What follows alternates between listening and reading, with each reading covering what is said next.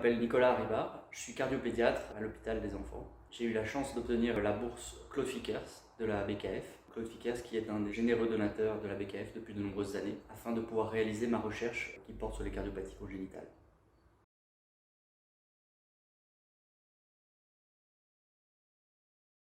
Les cardiopathies congénitales, c'est un ensemble de malformations qui touchent le cœur des enfants avec lequel ils naissent. Il s'agit de la malformation congénitale la plus fréquente. On estime qu'environ un enfant sur 100 naît avec une malformation cardiaque. Dans la plupart des cas, il s'agit heureusement de malformations bénignes ou qui se guériront d'elles-mêmes avec le temps.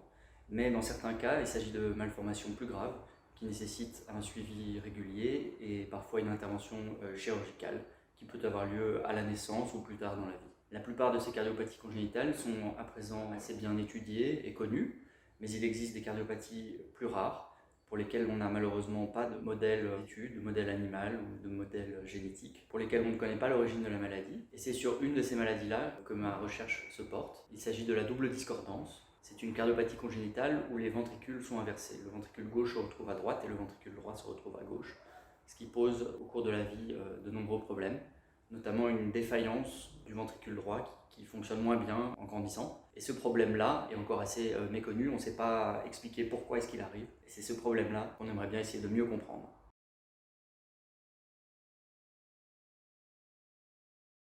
Mon travail sera réalisé en collaboration avec l'hôpital Necker Enfants Malades à Paris et l'université d'Aix-Marseille. On utilise en fait une collection de cœurs fétals issus de produits d'interruption de grossesse de fœtus qui avaient une cardiopathie congénitale. Et on va utiliser ces petites pièces qui sont conservées dans cette collection, qui sont très fragiles. On va les passer dans une machine qui se trouve à Marseille, qui est un micro-scanner, une machine qui permet à l'aide de rayons X de réaliser des photographies très précises de l'intérieur du cœur, sans abîmer la pièce anatomique, et ensuite de reconstruire un volume 3D qui va nous permettre, on l'espère, de pouvoir étudier l'orientation de toutes les fibres du muscle du cœur, afin de pouvoir essayer d'étudier cette orientation dans les différentes cardiopathies congénitales, et notamment la double discordance, de voir s'il y a des différences et si cela pourrait expliquer pourquoi est-ce que ce ventricule droit dysfonctionne avec le temps. En tant que cardiopédiatre, il me paraissait important de continuer à garder un contact avec les patients et c'est la raison pour laquelle je réalise ce travail à mi-temps en répartissant mon temps entre le soin aux enfants atteints de cardiopathie congénitale et ce travail de recherche plus fondamental.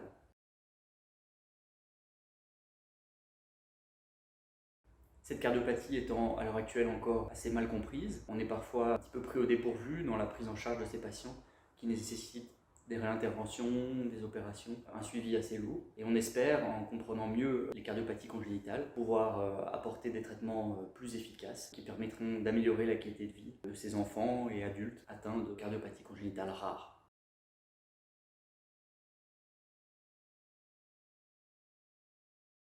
Afin de nous aider, vous pouvez faire un don à la BKF afin de permettre à d'autres jeunes chercheurs de réaliser leurs recherches en pédiatrie.